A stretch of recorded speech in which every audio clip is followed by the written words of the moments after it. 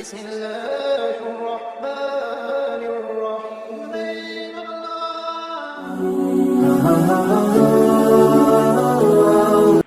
نہ مجھے تمہاری یہ خون میں لتھڑی سلطنت چاہیے اور نہ مجھے حکومت سے کوئی غرض ہے۔ تم جسے چاہو بادشاہ بناؤ، بس مجھے معاف رکھو۔ یہ الفاظ تھے معاویہ بن یزید کے، جسے یزید کے مرنے کے بعد لوگوں نے اپنا خلیفہ بنایا تھا۔ یہ بڑا ہی نیک فطرت تھا۔ یزید کے مظالم کو دیکھ کر اس کا دل حکومت کی جانب سے پھر گیا تھا۔ چند مہینے حکومت کرنے کے بعد اس نے تخت چھوڑا اور معذرت کر لی۔ یزید کو پہلی صدی ہجری میں حکومت ملی تھی، جسے خود زبان رسول اللہ صلی اللہ علیہ وسلم سے بہترین زمانہ کہا گیا۔ اگر وہ اپنے اس اقتدار کو صحیح استعمال کرتا تو اپنے والد بزرگوار کی طرح ڈھیروں نیک نامیاں کما سکتا تھا، مگر اس کے عہد میں ایسے خوفناک کام ہوئے جس نے تاریخ میں ہمیشہ کے لیے یزید کو ظلم و ستم اور سفاکیت کا استعارہ بنا دیا۔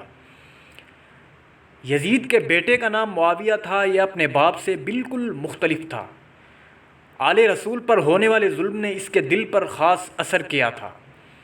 یہ ظلم کائنات کے ہر ظلم سے بڑھ کر تھا۔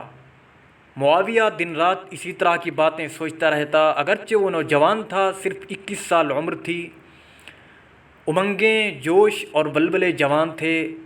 اس پر اضافہ یہ کہ اس کی سابقہ ساری زندگی بڑے عیش و آرام سے گزری تھی، مگر کچھ اپنی طبیعت پر نیکی کے غلبے اور کچھ اپنے باپ یزید کے کرتوت دیکھ دیکھ کر اس کا دل حکومت اور اقتدار کی تمنا سے بھر چکا تھا۔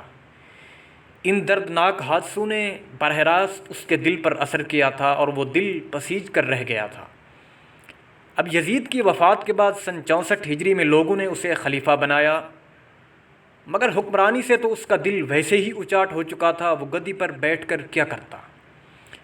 ابتداً کچھ ریاستی امور دیکھے صحیح، مگر 3 ماہ بعد ہی معذرت کر لی اور بغیر لگی لپٹی کے کہہ دیا کہ مجھ میں حکومت کا بوجھ اٹھانے کی ہمت نہیں ہے، تم جسے چاہو اپنا حکمران بنا لو۔